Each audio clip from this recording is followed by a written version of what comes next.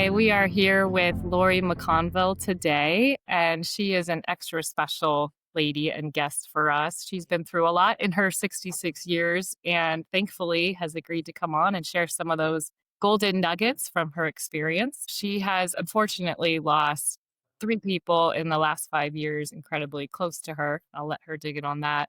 And beyond that was a caregiver for her husband for several years, even decades. So, Lori, if you don't mind giving us some of your background, where you're from, how you grew up, how you met your husband. Thank you, Carrie and Corey, for having me here today. Yes, I am 66 years old and I have lost three very important people. I wasn't going to do this in my life. Okay. In the last 5 years, I lost my dad 5 years ago, right after COVID. And then I lost my husband in November of 23, so not even 2 years ago. And then my mom just recently in February of this year. So let's get that out of the way. But yes, I was born and raised on a farm, so I'm a farm girl. I uh, was raised by a wonderful set of parents who that's all they knew was farming. We lived on my mom's farm, and that's all I knew. And then at age 18, I left home and moved away to college and went to school for accounting, which I was really good at math and thought, oh, I'm going to go to school for accounting by a guidance counselor who really didn't know what he was talking about. And I hated it, just absolutely hated it. But I got a part-time job working at a radio station, and that forever changed my career because I ended up in radio, which is where I met my husband. We both loved music. And so my husband's name was Marty, and we both loved radio, and we got married, and we were married 39 years before he passed. What I loved about my dad is he was such a hardworking man, and he would always tell me, you could always do whatever you want to do. He said, if you dream big, do whatever you want to do. Whatever you want to do, you can do it. And I always said that I wanted to be an astronaut. I wanted to be a hairstylist. I wanted to artist. I didn't care. I wanted to be a movie star. And he said, I don't care whatever you want to do. You just go and do it. And that's what I loved about my father is he's an entrepreneur, and he always instilled in me is that you could do whatever you wanted to do. So when I left to go to college, I was scared to death. And I left with everything that I owned in the backseat of my car in one little box. And when I went to town, I looked out the back, out of my mirror, driving up the road, and nobody was outside waving goodbye. And I was like, oh my God, they don't even care that I'm leaving. I was the oldest of six kids, and nobody was outside waving goodbye. And I was like, oh my God, they didn't care that I'm leaving. Unbeknownst to me, they were all inside crying behind the window as I was leaving, waving to me. I couldn't even see them. But that was their lesson in love, was that I was going to go off and dream big and do big things. So I moved to town, was a disc jockey, and met my husband in radio, and gave up accounting because I hated accounting. And I ended up as a disc jockey. It was my favorite thing to do.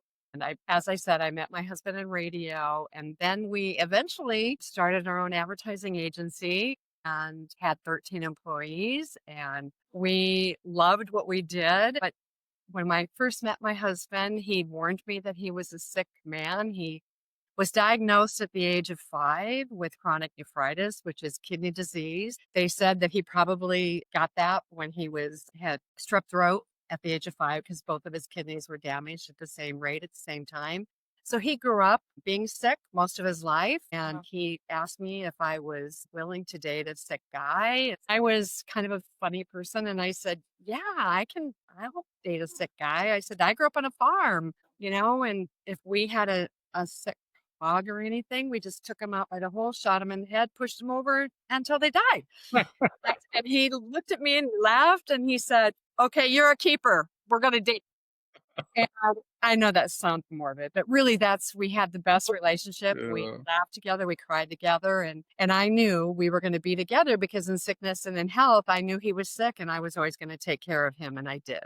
until the day he died. Was that in college, that the radio program, or was that after where you met? So, the radio was I quit school. I was in accounting and I hated it and I quit school and I called my mom and I said, "Mom, I hate accounting. I got a full-time job working full-time. I'm going to go back to school, I promise. I'll go back to school, but I've got an opportunity to work full-time at the radio station and copywriting and I'm going to keep being a disc jockey for a while, but I'm going to do this for full-time. I promise you I'll go back to school." "No, you're not." I said, "Yes, I am. I promise you." And I did. I worked full-time. I quit school. And what I needed to learn to do the advertising agency business, I took nighttime classes at the University of Northern Iowa. So after radio days, I went to work at a magazine so I could learn the print business. And then I went to be a radio station owner in Cedar Falls. And there we started a television production company so I could learn TV.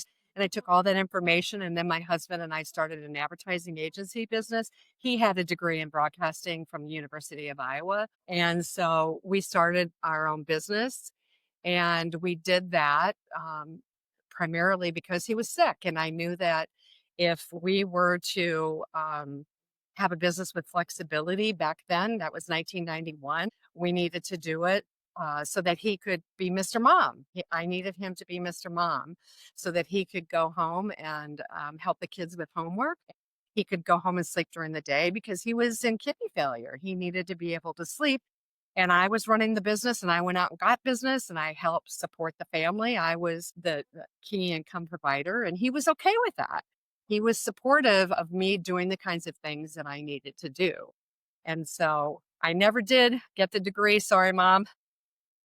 But I think it was the school of hard knocks is what I went through. And I'm okay with that. Took me a long time. Oh, I think you did a whole lot of other quite more important stuff in Oh, your thank you very much. But yeah, we had an advertising agency and we were very successful. And then he ended up having a kidney transplant. And when he was in his 40s in 1990, I think it was. And he survived. My kids were very worried. My kids grew up in and out of emergency rooms. And so it was very, very scary most of their lives and most of mine. And I always had clients that were very supportive of us during that journey. Lori, I have to ask, so although you didn't have a degree, did you end up with a fancy disc jockey name? No, it's very simple. I wanted Lorelei by Styx, but they wouldn't give it to me. It was my first and middle name, Lori Lynn. And the first shift I had was on a Friday night in Independence. It was KOUR radio. And it was Lori Lynn. And there's a story along with that. So I was a senior in high school, and Mrs. Daisy was my broadcasting teacher. And I had a choice deciding between French class and broadcasting class. And she, of course, talked me into broadcasting class. And I'd never done anything to be in the annual yearbook because I was always the oldest of 6 kids on the farm. I couldn't go out for cheerleading. I couldn't do all those things because I was watching kids and driving the tractor. And my teacher said, I have an opening for radio news. I need somebody, and you've got a great voice. So I went out for speech class, and I was the first person in my school district to get first place in conference, district, and state for radio news. So I got interviewed by a radio station, the news guy, and he said, "Would you like to be on the radio? We have an opening on Friday nights." And I said, "Yes, I would love it." So that was actually my first real radio station job was in Independence. And then I moved to Waterloo and got my second one. So thank you for asking, Corey. Lori Lynn. Great story. And I learned that Led Zeppelin's Stairway to Heaven was the longest song that you could go to the long version. That is genius. He has like 9 minutes, right? All these instrumentals. Yeah, It was nice. that's a good one. I have a question on you and Marty, your precious Marty. What was the meeting day like? What was that like? And then courting and dating and all of that. Well, thank you for asking that. The copy machine was over by Marty. And so the AM and FM was on one side of the station and AM was on the other side of the station. And the copy machine was over by Marty's desk. And he said that he first was attracted to me every time I came over to make copies of the copy machine. I know what he was attracted to because I had to turn around. But Marty was older than I was. He was 7 years older than me. And I was younger and I was not really interested in settling down. And he was kept asking me to go out on dates and I would say yes, but then he would want to get more serious. And I would say, no, I'm not. I'll go out with you, but I'm not interested in settling down. But he was my best friend. I kept calling him all the time. And he kept saying, it's all or nothing, Lori. And I'd say, okay, goodbye. And I did for a year, but I kept calling him because he was my best friend. He just, he became my best friend. And then he became somebody that went deep into my soul. And then we started dating and then we got married. And I mean, we were a day and 7 years apart. His birthday was March 11th and mine was March 12th. And we're both Pisces and we both love music and concerts. And he was my best friend. We were best friends. I love that very, very much. And he was such a supporter of, I ran the agency, but he was my supporter behind the scenes. We talk a lot about just the aging process and things that you learn as you kind of grow throughout the years. But I'm curious how it was to be an executive running a advertising agency with 13 employees and being a caregiver at the same time. Can you shed some light on that? It was really hard, but I have to tell you, Marty was the best patient. He owned it. Like, there are sick people who whine and complain and don't really take care of themselves. And then there are people like Marty who owned it. Like after his kidney transplant, he had a nurse who said to him, you need to know the pills that are in your hand. You need to know what each of them are, how many milligrams are in each one of those pills. And you need to know the side effects and you need to know when you need to take them and you need to know the names of them. You need to know how to spell them and you need to have a list of them. I mean, he owned it from the very beginning. And when he went to his appointments, he had things written down about the questions, about what has happened and what his questions were for the future. So he was always a very good patient. Not that he didn't drink when he wasn't supposed to, but he had kidney failure. So I grew up having salt. And so I grew up having to learn how to cook salt free before it was salt free. And so I had to learn how to recook and do all these things through our relationship. And so he helped teach me those things, but he taught me things about being healthy and about taking care of yourself and about how to shop at the grocery store and those kinds of things. He was somebody who owned his own health. I mean, it wasn't fair to him. He was diagnosed with something that he didn't earn. It wasn't fair as a child that he, was sick at such a young age. Unfortunately, when he had to have a kidney transplant, his brother gave him a kidney, and the kidney was an identical match, which the next best match was a twin. When you're a twin, you don't have to take anti-rejection medication. An identical match is you have to take some. Marty had reactions to cyclosporin. He had to do prednisone. Prednisone is its own worst enemy. It's an anti-rejection medication, but it does cause other problems. You can't be in the sun because naturally, when you get a sunburn, your own skin takes care of itself to not cause skin cancer. He couldn't fight off a sunburn, so he couldn't be in the sun. There were just natural things that happen with your body. And so over time, it's hard on other organs. When you take a medication, it's not without compromise to other organs or other things. Sometimes when you take medications, you have to take other medications to complement those kinds of medications. And so he was really good about understanding those things. And he helped educate me and our children. And it's always good to understand what you're taking. And that's the journey that he took us along with him and our friends and his family, of course, and our families to understand the side effects of all those kinds of things. And to never just walk out of the doctor's office and say, okay, I understand. You question your provider. You ask the provider questions. And if you don't understand, you ask until you understand. And when you leave the office, you research if you can. And Dr. Google isn't always right, but you always try and get a second opinion if you feel it's necessary. Or if there's a diagnosis somewhere else, even at a leading hospital or clinic or whatever, feel free to get a second opinion. And they even recommend that you do so. You have to take ownership of your own life and feel good about where you are in your own life. There were many things that happened to Marty in his journey along the way. And caregiving was something he taught me.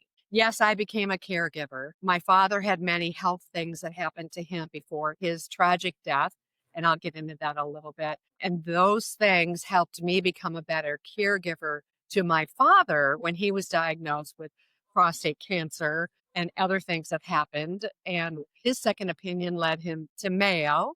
So you have to remember that we have choices today, and you have to take ownership of those choices and remember to ask questions and take a notepad when you go anywhere, or feel free to record on your phone, because when you get home, you're going to have questions. You have to be responsible for your own health care. It's not up to the provider. The provider, when they leave you, they're on to the next patient.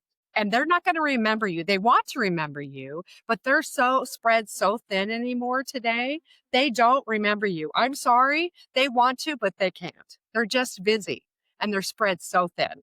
My sister and I have a saying, and it's that each one of our family members is one of many to the doctors, but they're one of one to us. So we're Yes. all essentially trying to be as fierce of advocates as we can for ourselves and for family members. It's everything you just said.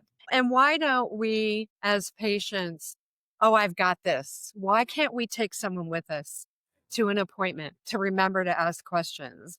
And why don't we write down our questions? Healthcare is a journey. It's not just meant to be a grocery list when we get into the appointment. And how often do we go? Once a year? Why don't, Mhm.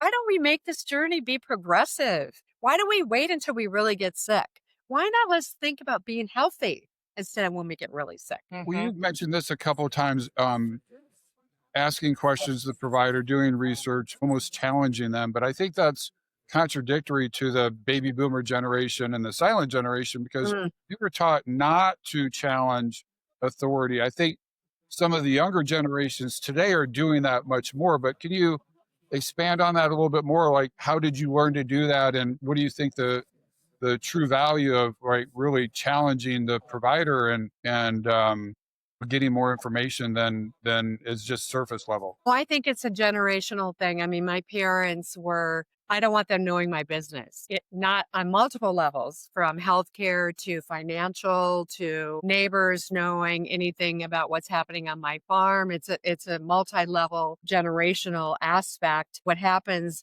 between those closed doors with our providers is still confidential, and they still can, is it okay, Mrs. McConville, if I talk to your children about this or whatever? I mean, they're still asking permission to be able to do that. And you have to remember that provider there is about your health. And if they walk out of there and they don't know something, they're going into a forum of other experts and they're asking information to try and help the patient, to bring back information. They are not God. They're going to bring back information to try and help you the best that they can. And if they don't know the answer and you ask for a second opinion, they're going to say, by all means, Right. please go find help somewhere else if you feel that you need to do that. I And, think people and often forget. by every means, feel free to do that. Please, we have every right to do that, especially if you get approved by Medicare or your insurance allows you to do that. I think people often forget that it's called the practice of medicine, Yes, the it permanence is of a practice. taking medicine. You're so right, Carrie. It is a practice. It's a continuation. And I worked in healthcare, more in sales and marketing, but I worked in healthcare the last 5 years before I semi-retired to help take care of my husband. It wasn't long enough before he passed, but I learned so much about the other side of things. And these providers and nurses and the administration, I went through the COVID part with them. They all care so much, and they all are stretched so thin with what's happening, and they want to do so good by their patients. We all need to, as a community and as patients, to give them so much respect because they care so much about Mhm. all of us. It's a really nice sentiment. And I saw a sign the other day in a fabric shop actually that said, "You can tell we care because we showed up." Yeah. And that was just at a fabric store. So think of it on the care level is they do care. They're here. They're there that day. They had a hard day too. They probably had a hard night. Yeah, Yes. but they're still there to help care for others. So I Patience. agree. Patience is such a virtue, especially in the hospital situation. I mean, when we're hurting and walking into an emergency room and they're short staffed, just patience, just having that level of patience goes such a long way.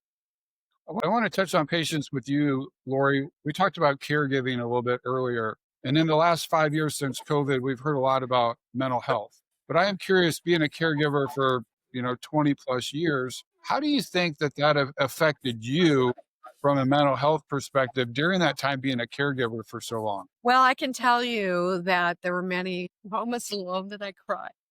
It's okay. Take your time.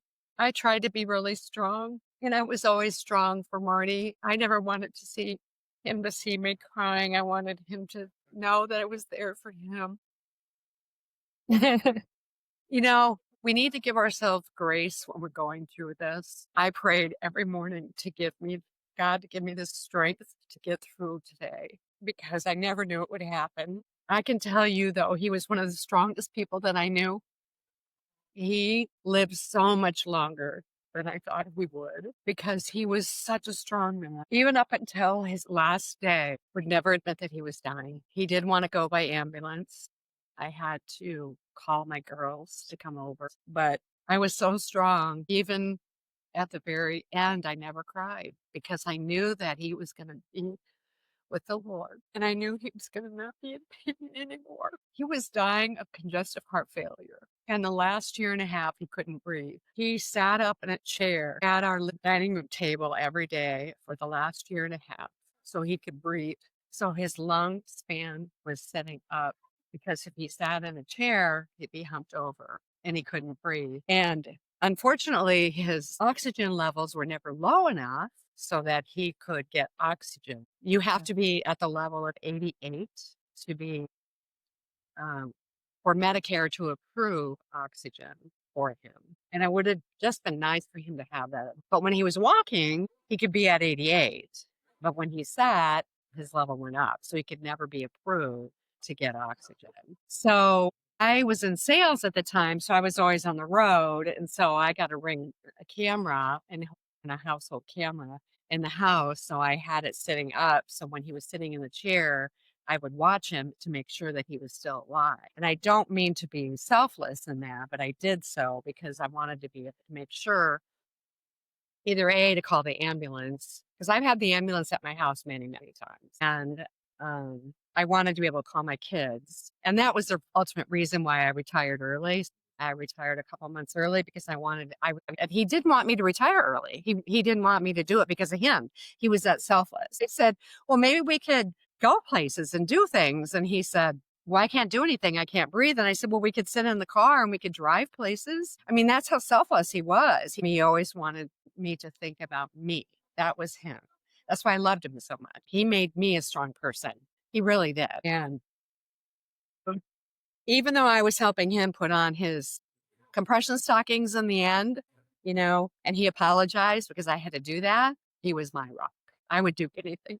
Did you ever look into long-term care planning since you knew that he had this disease? I know it actually makes insurance a lot more challenging because he essentially has a pre-existing condition since age 5. So how do you navigate that for him? He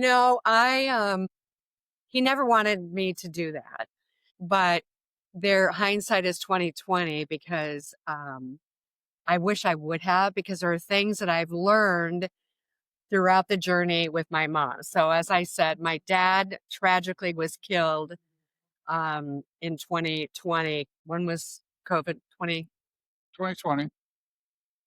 He was cutting down a tree in Barber Sheridan, tragically, massive internal injuries, and we found him in the timber in a kneeling position. And so when you don't prepare for death, that's when it's so hard. When you prepare for death, it's a lot easier. You go through a cycle of preparation, of course. And I think that's why it was so easier for me with Marty, the transition of preparedness. With my mom, she passed away in February of this year. And we ended up calling in hospice. And I did not know there were so many things that I learned about hospice that I wish I would have known for Marty. For example, I probably could have got an oxygen machine brought into our home, and that would have helped him with his breathing.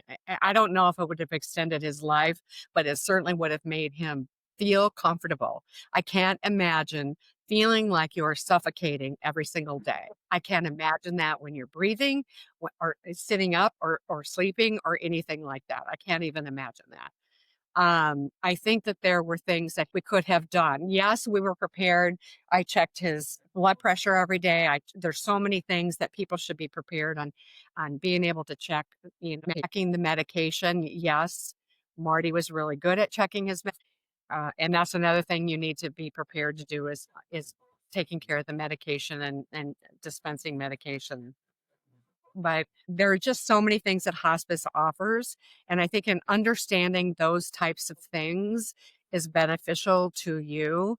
And even after they pass, the grief stages that you go through, which I have, there are things that they offer to people after the stages of grief that you go through that that you should take advantage of. It's just a wonderful service that they offer. The other thing were the things that you learn about in the skilled facility, which is where my mother was. There were so many things that they provided to my mom in the skilled facility that I didn't even know about, especially the educational component or the showers, the extra shower that she would receive a week, the extra check, somebody to come in and play cards with her one time a week, an extra time a week. Just the services that they offer when you can't get there, or even when you can, is just the emotional support to someone who's going through those stages. It means a lot. The end of life, just those stages. Just to clarify on the hospice side, so hospice care, as far as I understand, is intended for when there is a terminal diagnosis. And the care that is paid for through insurance, through Medicare, is for anything treating the comfort level. It's more to appease the discomforts than it is to cure that terminal disease. That Right? is true. Right. That is true. And typically, either the nursing staff at the hospital or the clinic or the provider could make a recommendation for that, or the skilled facility could make that recommendation, but usually it's a referral to the hospice facility. It's not like you can make that phone call. Usually it's a referral. And that's what the skilled facility did for our mother. Hmm. Okay. And perhaps what you wish you had had for Marty to get the oxygen would have been Yes. a Yes. referral for that oxygen. That is correct. I wish there had been a referral made or a recommendation made for him. That would have been nice. Oh, that hurts my heart. Yeah, just to interject here. So I recently ran a respiratory manufacturing company, and there's providers in your local area that you can rent oxygen for. You can pay for it in pocket. You can get oxygen concentrators today. So technology has advanced so much just in the last couple of years that there are options that, you mentioned having something at home. There are stationary units that you can have at home, but there's a lot of options that have just come out, since even November of 2023. And it also, I went to a workshop recently and it talked about long-term care. And years ago, long-term care, somebody would go in long-term care and they would just go in at once. And it was towards the end of life and they would go in there. They said the average amount of times somebody goes to long-term care now is 3.5 times. So it's not like a death sentence when you go in long-term care. A lot of times you'll go in there just to get over a certain situation, like, broken hip or something like that, where people come in and out of long-term care, more than one time. Yes, and our mother went because of a broken femur. She had fallen, and mind you, she had fallen multiple times previous. We think before our father even died, and that's something that my father had kept from the children. And then after our father passed, then she moved into town and lived in a condo. And then she kept her falls from the children, and the neighbors kept that a secret for over a year from her children. And then finally, we got a call from the neighbor saying, we can't keep this from you anymore. And then we started finding out that there were multiple falls, or we saw the bruising around the face. And then it was that one phone call that we received in the middle of the night where the ambulance received. I mean, my mom was putting her Apple Watch on the floor between her bed and the bathroom. So when she got up at night and fell, she could crawl to her watch and say, call 911. And then once she broke the femur and then went into the skilled facility, and then they kick you out. Well, she couldn't go home. So then she went to an assisted facility, and then there shall 2 to 3 times a week. Well, that's a liability to the system there. And then they kicked her out of there. Then she went back to skilled. All, mind you, she was keeping her condo because she kept thinking she was going to go home this entire and was there for a year and a half. And had she activated any long-term care insurance by that point? Did have long-term care insurance. She had purchased it years before my mom and dad did. And then when my dad passed away suddenly, mom got a reimbursement from the stuff that he purchased. So she was able to have some of that. And then she had $3,000 a month that was applied to her long-term care or her investment. Assisted was $9,000 a month. The skilled was $11,000 a month. I mean, I don't know how people do it without saving or having savings or investments of some kind. I mean, we have to do better to take care of our parents and society. There were people who were in skilled who never had anyone visit them. Never. It was sad. I was the executor of my grandparents' estate probably a decade ago or more now. And they had long-term nursing home insurance then. And I've asked about it recently to my parents. And then I was just talking to my insurance agent recently that works for State Farm. And it's a lot harder to get. The State Farm agent I talked to said that State Farm does not even sell it anymore so I'm going to dig into a little bit more for information for the future on options for that. But my understanding over the last decade is nursing home insurances or long-term care insurance is significantly harder to get these days. It is. It's very expensive. We have to do better and be better. I want to be healthy as long as I can. I really do. I mean, after what I went through with my husband, I want to be as healthy as I can for my children, or I'm going to, like my dad said, roll me up to the riverbank and push me over. I mean, we have to do something. And how did the financial go for you? Because I attended this conference, this U.S. Aging conference, and they had a stat that while caregiving, 33% stop saving because of caregiving costs. 1 in 4 take on more debt because of credit cards. 20% have left bills unpaid, and 47% have negative financial impact from caregiving. Did that hit you as well when you were taking care of Marty? Oh, yeah. Marty could never get life insurance, barely. I mean, you see the commercials on TV and he'd say, yeah, right. We had one life insurance policy, and that was just enough to pay for the funeral. We had him cremated, and it was $11,000. My mom's insurance her funeral was $18,000, and she had a casket. It's very expensive. Marty's philosophy was he never wanted to spend money on anything. He believed that because he couldn't get anything, we reinvested as much as we could into investments because he couldn't get life insurance. And he was very frugal, save for a rainy day. That was just his policy. He just said, I'm going to save for a rainy day. Out of pocket for Medicare and insurance, outside of Medicare and spending on insurance, we spent between $500 and $700 on Medicare, on prescriptions alone. On prescriptions alone, that's what we spent. Plus, we spent just for prescriptions outside of Medicare and prescription or insurance. And then on average, for outside of all of that, for additional costs, we spent between $300 and $500 for clinic costs, healthcare costs, hospital costs, whatever. So that's what we were spending. I had to go back to work. I had to give up my business to go back to work so I could get health care. I had to go back to work, unfortunately. I did that in addition to working full time so I could have extra income just to do all that. I've sacrificed a lot, but I did it because I loved him. I love my family. I would do anything for my family. You know, one of the things Carrie and I have talked about is it feels like in the US, caregiving is seen as kind of a burden. And outside of the US, it seems like it's more of a pleasure or something they get to do.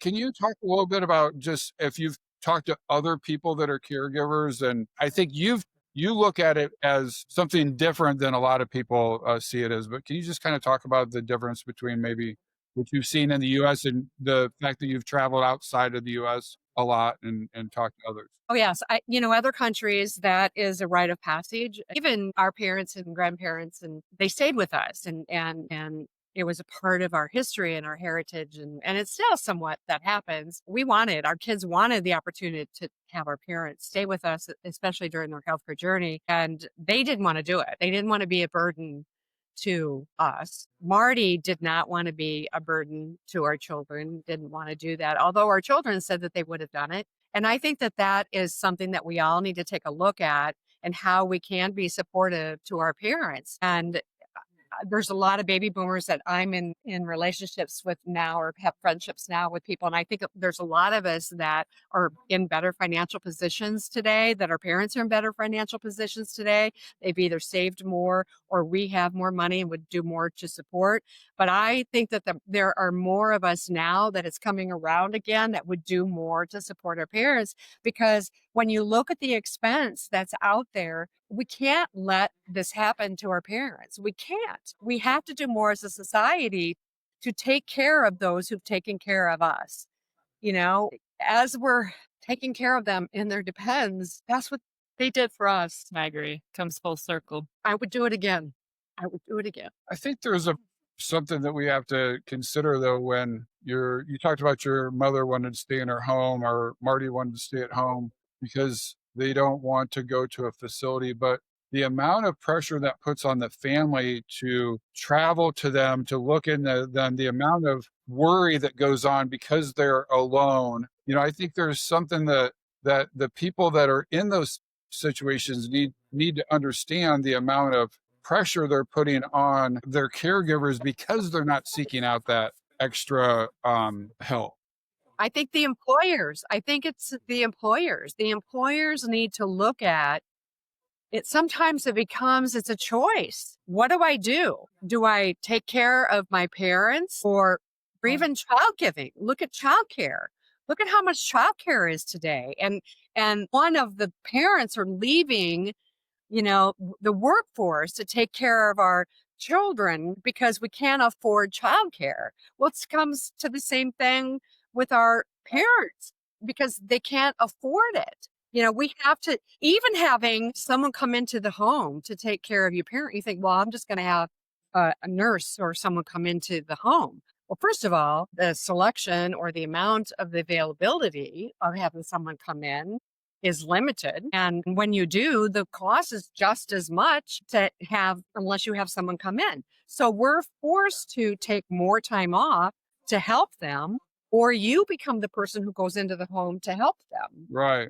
And then you have to think about, can I lift them out of bed, off the toilet? What if they fall? What if they fall and you have to lift them off the floor? How do you do that? Do you know the proper way? Should I roll them over? Do I call someone to help? Do I call 911? If they don't have Medicare or the proper insurance, am I going to get charged for a 911 call? I mean, think about the education that needs to come into that before you even begin to think about that. It's really hard, I think. And that's what I think employers can do better about today, is looking at what kind of resources can I offer to my employees to make our company be a better place to work. Not just physically, but emotionally where my headspace is. You just made me realize, you know how companies have Ks in place. That's great. That's for me. That's for my retirement. And then they have the child FSAs and things like that, and funds you can put childcare into. We almost need a new bucket that's Mm. sponsored by the employer's insurance as well. And that is a bucket for elderly expense. Somewhere you can store some cash that hopefully grows for your parents, for your elderly caregiving. And we all should just get used to that same concept. And like Peter said way back in episode 1, actually look at what's happening in that account so that we can manage the fund to grow as much as possible. But that you just made me think of that for the first time. Why doesn't that exist? I had Yeah, never considered the employer factor in all of this. that's But a great idea, Carrie. Or, oh, excuse me, sorry, I have to answer my phone right now. It's my mother calling when you're not supposed to be on your phone during. yeah, it's And, just and more empathy all around too. there's just, I don't want to take my call as much as I can, but my mom needs me. And that's the other thing I learned is be available to go with your mom when you're on doctor's visits so they can be the heavy and talk to your mom about when is the right time to go into an assisted or a skilled Mhm. facility or when it's the right time to take the keys away from them. And I encountered it with my husband. My husband had an eye stroke before he died. And he couldn't even see out of the right side of his eye. And yes, he didn't want to tell me, but I observed him, taking a full turn when he was driving. And Huh. then I had to notice and ask him if he could even see. There's Wow. just being observant of your spouse and asking questions and encouraging them to be honest with you about their health and not judging. My husband never wanted to admit he was dying. And when I did have serious conversations with him and talking to him about that, he never wanted to say, "Why do you think I'm dying?" Oh, I had to be really observant about a lot of things and then use subtle hints or use sideline conversations about things to pay attention. And those are things that I do right now with my kids. I keep a journal of things for my children about what I want my funeral to be about, what songs I like and things I want to have happen. This is my password list. I want my kids to know what the password is to get in my computer. I want them to know all the accounts to be able to go into Facebook and, turn off and let Facebook know that I've deceased and passed. You can help plan for your own passing while you're in good health, when you're emotionally ready to talk about it. We talked about that before the podcast. You mentioned that both Marty and your mom didn't want to talk about end of life. So that put a lot of pressure on you to make decisions afterwards. I mean, what can you say to caregivers or the aging population now to think about those things to prepare to put less stress on the family? Oh, there's so many sites out there, national aging and so many sites out there that offer you free services to start thinking about questions. 10 years ago, I gave my mom a journal and it started the conversation about name an experience or what's your favorite, country singer or what are your favorite songs or, tell us one of your favorite, psalms or whatever. And that starts a conversation when they're healthier. I mean, my mom had the most beautiful handwriting, and you could really see years ago when she could write beautifully, and at the end, she couldn't even sign her signature very well. And, those are things that you want them to do when they're healthy. But if you're starting this later in life, there's just little things when you're sitting in the car and traveling, and you can ask certain things, and a song will come on and say, "Mom, what is your favorite country singer?" Marty, I always had a great idea, of course, because I was living with him, but he always joked that he always wanted to be in the casket and he always wanted every woman to come in and kiss him when he died. But, he, at the end, he said, "Well, I don't know, whatever you want." And I said, "Well, I want to be cremated." And he said, "Well, then so do I." You know, you just have to start having a few conversations and or even watch movies that that might have mm, conversation starter in them. good And then idea. one of the best recommendations that I have is capture their voices. Mm. My daughters saved voicemails, and I didn't do that enough, but they did. And there are things that grandkids can get, and they're called Tonys. You can get these little boxes and you put Tonys on them, and then they sing songs or whatever. And they're Disney makes them, and they're really cool. But you can customize Tonys, and you can put voices on them or audio voices on them, and you can pull audio from whatever. And my kids saved all these wonderful, voicemail messages, save voicemail messages, and get your tapes, transferred over so you have audio and video. Find somebody to do it, or start capturing. Those are things that you can never get back, and saves your voice. My wife was very, very fond of her grandmother, and after her grandmother passed, she took some of the old recipes that she had, and Oh yeah. we were talking about how your mother had such great handwriting. She took the recipe cards with the grandmother's handwriting and had a cutting board made that has the recipe on it in the grandmother's handwriting. So it's kind of a Good cool idea. Or a laugh. Sometimes you forget what somebody laughed like, or tell a joke, or what's a story that your grandfather used to talk about, or even your husband. Even at the funeral, we always used to have Marty isms, and we had little Marty isms, and his jokes or sayings all over the visitation and all over the funeral home and everybody. And oh my God, everybody laughed and we had so much fun. That's what life is about, is remembering all those fun things. But back to resources, there's so many books out there. Somebody gave me a book that's called Healing After Loss. And I love it because it's a daily book where you go find the day, and there's, a psalm in here or a phrase or something, and you just read it and it helps you move on. And that would be advice that I would have for people is, believe me, I don't have it all together. Like sometimes somebody will say, Lori, you're so strong. There's my weak moments, believe me, but you have to get up every day. And you have to keep busy, and you have to keep going. I have a jewelry business, and I love touching stones and being grounded, going outside and touching the trees and the grass, and putting my feet on the dirt, getting back to nature. I love all that. That helps me be with one. And making jewelry has helped me move on, and just keeping busy. I think that that's helped me deal with the passing of three very important people in my life. And yes, after Marty passed, I dove right in to help be a caregiver to my mom, and then her funeral. And that was just this year. And now it's about me. Now Yeah. it's about Lori. And so thank you for asking me to do this, because I so looked forward to this. So one. I did want to have you fast forward us to today and walk us a mile in your shoes now. So the jewelry business, you said grounding through nature. And I'd love to add a layer onto this because you're in a pretty unique position. You're a young baby boomer.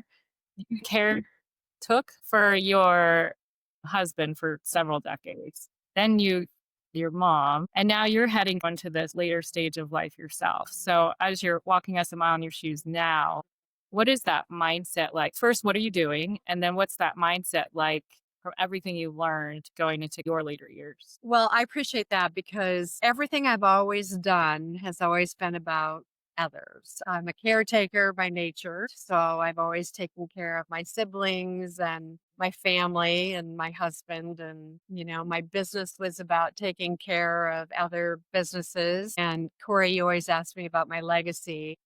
And I believe that that is what my legacy would be known for, is to help others. I've always believed in giving back. I've always been on boards. I helped chair the Chamber of Commerce. I've been on lots of committees. I'm on the Irish Fest committee now. Not Irish, but I married an Irishman. And Marty and I were the king and queen of Irish Fest in 2018. And I've always believed in giving back. And so my heart and soul is about helping others be successful. And I think that that's part of my legacy. I've helped build great leaders, great mentors in the community. My children are that now. I look at my children and they're great leaders in their own careers. And so my next phase is, yes, my jewelry business is really about fun, because stones are healing.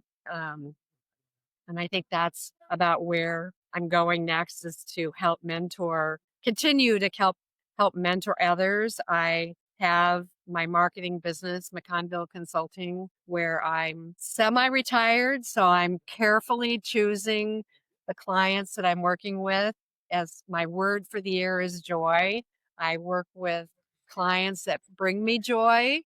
I work on projects that bring me joy and where I feel joyful. Um, that's kind of my new phase. I do a more meditation. So it's really about me. I get up in the morning focusing on things that are meaningful. I meditate a lot more. I really don't have a set schedule like I used to for the first time in my life. And you mentioned what's next. So ironically, my dear friend Amy Heatherton, Corey, you know her. Amy worked for me for 10 years, and I sold my business, merged my business into another bigger agency. It was when my shoulders were too heavy. And Marty was sick, really sick. It was before he had a major heart attack. I merged my business into another business, and Amy went with me. And Amy and I said we would continue to keep working together on and off throughout our life. And so she just retired. So we were connected at the hip and our spirits are aligned. And I told her I was going to do this podcast. And she looked at me and she said, we've always talked about doing a podcast. And I said, I know. Marty and I were going to do a podcast. Or I have CDs and 45s and these and all this stuff. And we were going to do it. And then he died. I never got it done. And Amy and I, we don't know what we're going to do, but someday we're going to do something. And it's going to be, I don't know what it's even going to be about. But we're going to do something. If you do your podcast, you have to be known as Lori Lynn. Thank you, because I don't even know. I feel like something's guiding me to it, and I know I'll do it. And I had to go through all this space with Marty and my mom and dad to get here. And I feel like you guys helped me. Oh, Lori. I believe everything has guided me on this purpose to get where I am here in my life. And I started in radio, and I think I'm going to end it. I haven't been shown that I'm on the path. I haven't seen it yet. And I do believe I'll see it. I will know it when I see it. On one of those journeys, Marty had to have he had a subdural hematoma. So he had to have a craniotomy on Father's Day weekend. And we went into it all night long. And Amy came in and she stayed with us in the room outside of the operating room. We got to sleep and she stayed with us, got us pillows. And 5:00 in the morning, they finally came out. We thought he was going to die. He wasn't going to make it. And 5:00 in the morning, the doctor finally came out and said, he survived. He's going to live. And I remember looking at her and thanking her for being there for us. And I remember thinking that she was my guardian angel who was with us that night because Marty survived. Well, during this journey that Marty, over the last several years, I have texted her. Here's Marty. So this has happened. I'm not texting you to tell you this because I want you to be sad. I'm texting you this because this is my journal. She took every one of those messages over the last several years and put them in a journal, complete with pictures and everything. And she gifted it to me the Christmas after he died and gave it to me and reminded me that there were many good things in there, not just all sadness. And that's what you need when you go through all of this. Everyone needs a really good friend. It's a golden friend right there. You got a special connection. Oh, yeah. Oh, yeah. Not everyone has that, but I believe there is one. Oh, Lori. Well, you've given us many, many stories, which are some extremely sad and some very beautiful. Is there any other story that stands out to you? You're a child. Oh, I'm so please do excited. tell. When I was 11 years old, I think this speaks to leadership. When I was 11 years old, my mom and dad, we had 2 farms, and my mom and dad were on the other farm, and they were harvesting. It was about this time of year. And I was in the house, and I was playing a game with my little brother. And we have the big tall windows on an old farmhouse. And I started to see smoke roll by. And I got up and I looked outside the window, and our barn was burning, and half of it was burning. And I got my little brother on my hip, and I went to the phone, and we had an old fashioned rotary phone, party line. I picked up the phone and there were all these four women on there talking. And I said, I need to call the fire department because we didn't have 911 then. And this woman named Stacy, she said, no, Lori, I'll take care of it. I'll call the fire department. Well, my brothers, they were riding their bikes at the top of the hill and they came down and they were trying to put out the fire with this tiny little garden hose. And it was so hot. The fire was just bellowing. And I got up in the front porch with my brothers and sisters and we were standing on this front porch and this old farmer come roughing up and he came up to us on the front porch and he said, get off that porch, get off that porch. And mind you, we were in our socks and whatever. We got off and we were crying. We didn't know what to do. And I'm holding the brothers and sisters' hands. And here there was a gunny sack with walnuts in it that was on fire. Some ashes had gotten into it. It was starting on fire. We were standing down in the garden. And pretty soon, my mom and dad, mind you, they were coming up over the hill and all these cars and trucks and can you imagine parents that were coming home and they could see something burning? They knew it was their farm and all they could think of was their farm and their children. And they're coming over the hill and they couldn't even get the tractor down. There were so many cars. So they had to get out and run all the way down the hill. And all they could think of was their children running up and they saw their children. That's all they cared about. That's where I got my leadership. That's the story I wanted them. What a great story. That was a great story. And I put my bicycle in that night because my dad told me I had to put my bicycle in that night. And that night, the barn burned up and I burned up my bicycle. But I did get a new one from the insurance company. So that's what matters. So moral story, get long-term healthcare insurance and insurance for your little bicycle. And for your bicycle. Yes. And put your bicycle away. Yes. Thank you for having me. You guys are awesome. I hope I've shared some, life lessons, but, no one ever has the right answers. Every person's journey is different. Just reach out and ask for help. No one's experience is the same. Thank you for sharing so much with us and such personal things. I really appreciate it. You fill up everybody's cup so well. So thank you, I know. Lori. I appreciate it. Thank you. Perfect. Well, thank you. Thank you very much. Thank you. Bye, Lori.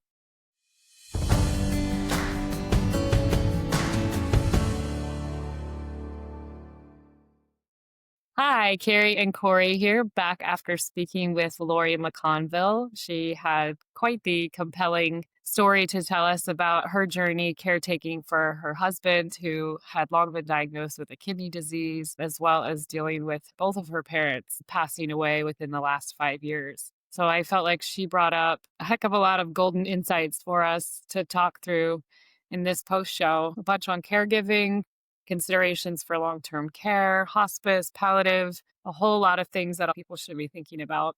What did you mainly take away, Corey? Well, I think the thing that stood out the most for me is just her pure admiration for her husband, Marty. Like every time she would talk about him, she just talked about him with such reverence. She brought up the term joy so much. And I've known Lori for probably 15 to 20 years. And everybody needs a Lori in their life like that because she's just pure energy and joy and puts a lot of confidence in other people. So she was great on the podcast and she's even a better person in life. It's really special. You're lucky you have her as a friend.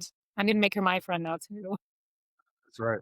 What's funny too is she had talked about closer to the end of the interview about having a friend that can kind of be your shoulder during an entire process like caregiving or losing somebody, especially a spouse. And it was funny to me that she was so fond of her friend, but I was thinking to myself, she would be that great, amazing friend to have to be the shoulder for yourself, For sure. I mean, she's been through so much caregiving over the last 20 years, really, that I think she's a wealth of best practices that if somebody was going through some caregiving experiences with one of their loved ones, I think she would be great at, use these resources, don't use these resources, because she's kind of fallen forward so many times trying to figure out what the solution is. Yeah, I agree. And one of the things that stood out to me was journaling in advance of your parent, we'll say parent or spouse passing. And she would sit with her mom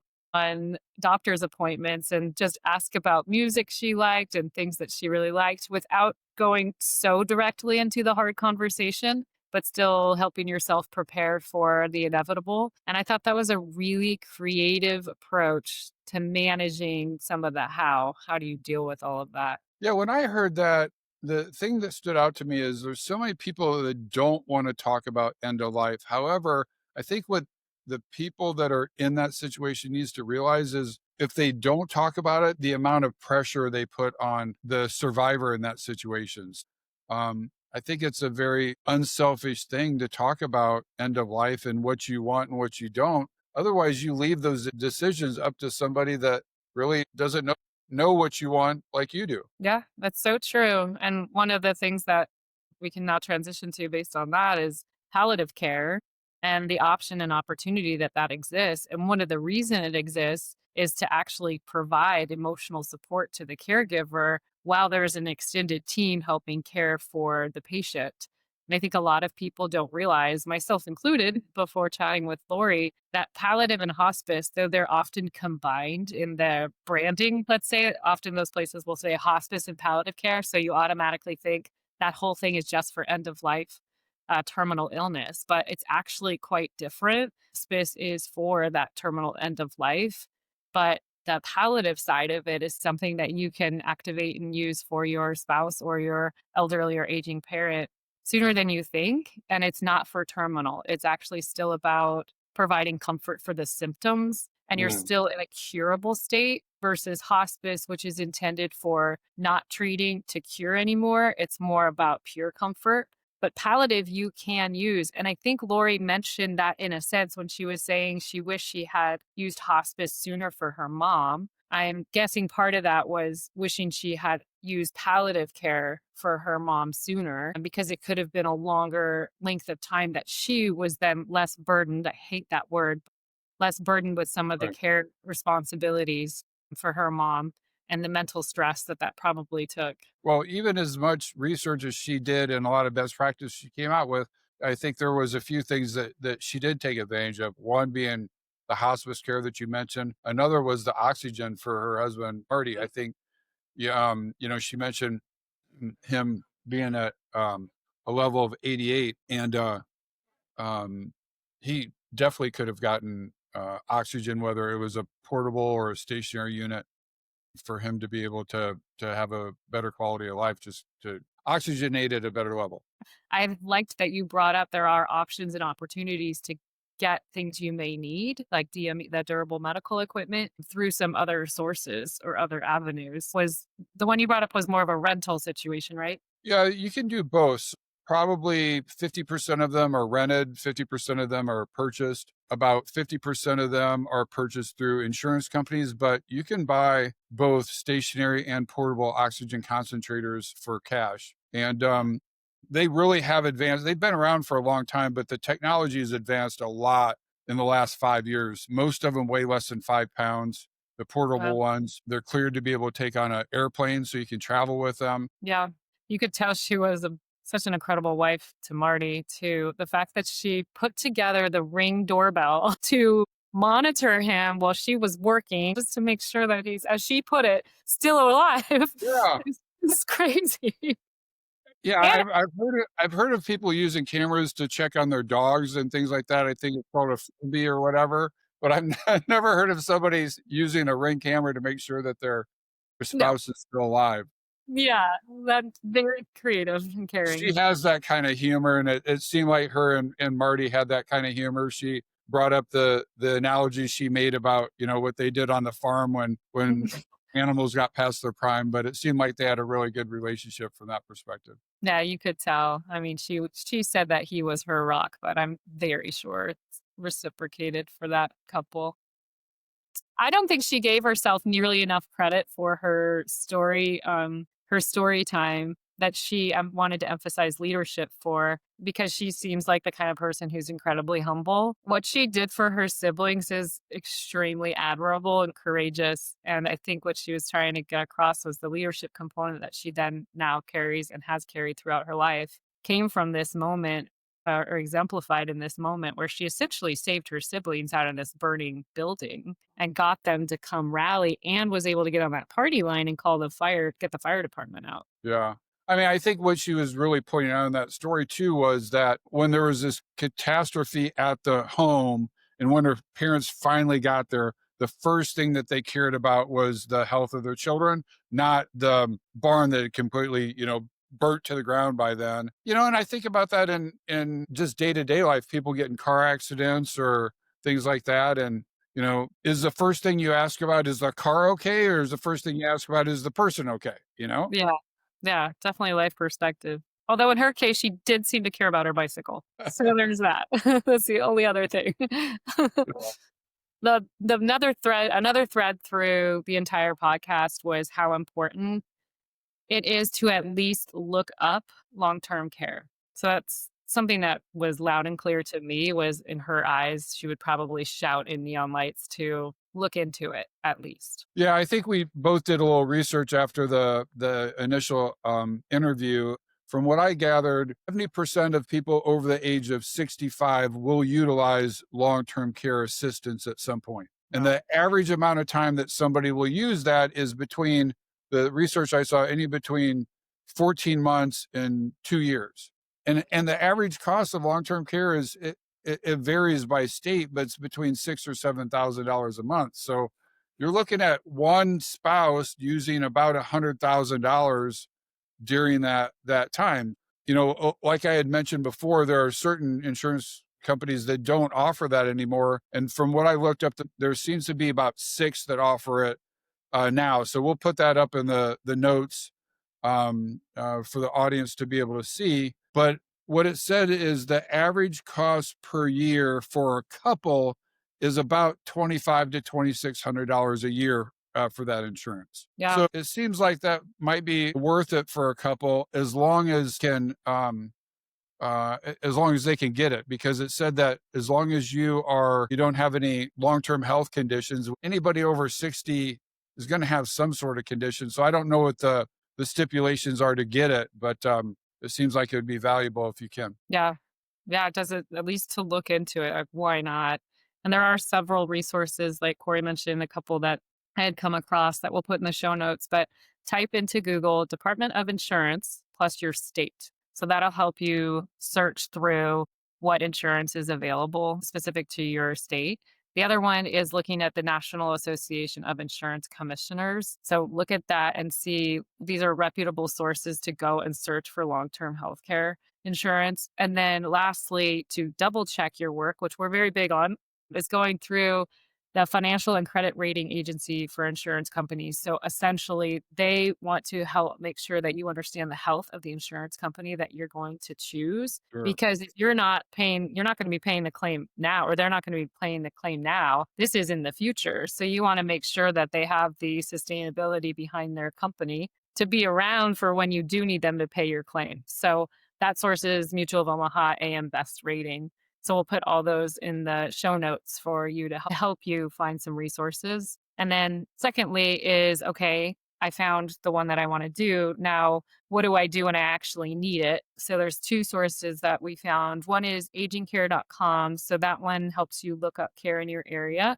And the other one is an elder care locator through the U.S. Administration for Community Living. So both of those will help you look up by zip code what kind of care options are available in your area when you're ready to activate essentially the insurance. Yeah, one of the other things I noticed when I was looking at those policies is the biggest differentiating factor between those six companies, and I'm sure they have different policies between them, is the length that you can use it for. Some of them have a maximum utilization of 2 years, and some of them it's a lifetime. Now, the average person, like I mentioned before, goes into long-term care for less than 2 years, but that is something to look at on those insurance policies, that there is a maximum time that you can access that insurance. Yeah, it's definitely complicated. And I don't think within a 15-minute post show we could ever go over every scenario. So I think the most important thing is looking at your individual case, talking with family, going and looking at these resources, start to have conversations with insurance companies, talk to your fiduciary that we talked about a couple of episodes ago, and see how you can potentially make a long-term care plan work for you. And then on top of that, if you're in Medicare age or if you're on Medicaid, how does that overlap? Medicare does not pay for long-term care, but there are instances of you break a hip, you hurt your femur, things like that, where you can get into a care facility for that specific condition for a certain amount of time that they'll pay for. But that's quite different than long-term care. Now, when you get into hospice and palliative, that one you may be able to utilize Medicare for again. So it's really just doing your research, talking to family, friends, resources, talking to your fiduciary, and organize what you're able to do versus what you really need, and then try to figure out how you can support yourself later in life. Well, and then I would also think about too, if you do have a pre-existing condition and you aren't eligible for long-term care insurance, look at your life insurance policy. Because I just realized this recently. I have a terminal ill rider on my life insurance policy, which means if you are diagnosed with a terminal illness, that you can get access to a portion of that, the full policy amount to utilize for long-term care cost in the last a year or two of life. So that's something to look at too, especially if you're not eligible for long-term care insurance. Yeah, and it's similar to what you just brought up is hybrid models. It's becoming this new popular, they call them products, but it's a popular new insurance product that essentially it's a removes the use it or lose it that some long-term care insurance can feel like. It's like if I never used it and then I die, it's like, great, I spent all this money on insurance, I never used it. What it does then is if you do or don't use it, there is still a death benefit at the end. So if you never used it, the death benefit will go to your beneficiaries. So it's not use it or lose it. I think that's an interesting model to look at for many people. It's almost like a return of premium policy on life insurance. Yeah, Yeah, that's good idea. exactly. A couple other things I got out of it is she mentioned capturing voices. So she Mm. talked about how her kids kept voicemails so they could keep that voice around for the future for the grandkids. And if you think about it, there's a lot of movies that when people pass away that people will reach out and they'll listen to a voicemail, or in the old days they'd listen to answering machines so they could hear that person's voice, because a lot of times they say when people pass, after a while you forget what that person's face looks like or you forget what their voice sounds like. So I think that was very interesting on how they captured that, and it seems like a best practice that a lot of people should utilize. I think so too. There's actually now a lot of products out there that take voice and put it into one of the neatest ones is storybooks. So you can Oh, have a person, grandparents, or whomever parent voice interjected into these stories. So they're essentially reading the book to you. wow. I Yeah, I love bet with AI, there's a lot they can do with it these days. That's true. My gosh, I didn't even think of that. Yeah. Well, Lori was an absolute gem. She seems like salt of the earth person. I'm sure she was an amazing caregiver for Marty and her mom. I know tragically her dad, but she's pretty amazing woman. Yeah, one of the things that we've discussed on this podcast is talking about our famous golden friends, and I think she epitomizes that. She may not be famous from like a Hollywood sense, but she's definitely famous to everybody that knows her and in her community in Iowa. So yeah, she was a joy to have on there. She sure was. Thanks for bringing her on. Yeah. I do want to give a shout out to my father-in-law, Ronnie Boer in Westgate, Iowa, who turned 92 last Wow. Friday. He's still living at home with his wife of over 60 years. So, yeah, Ronnie, happy birthday, Ronnie. Happy birthday. That is amazing. Well, thank you, Corey, and we will see you all next time.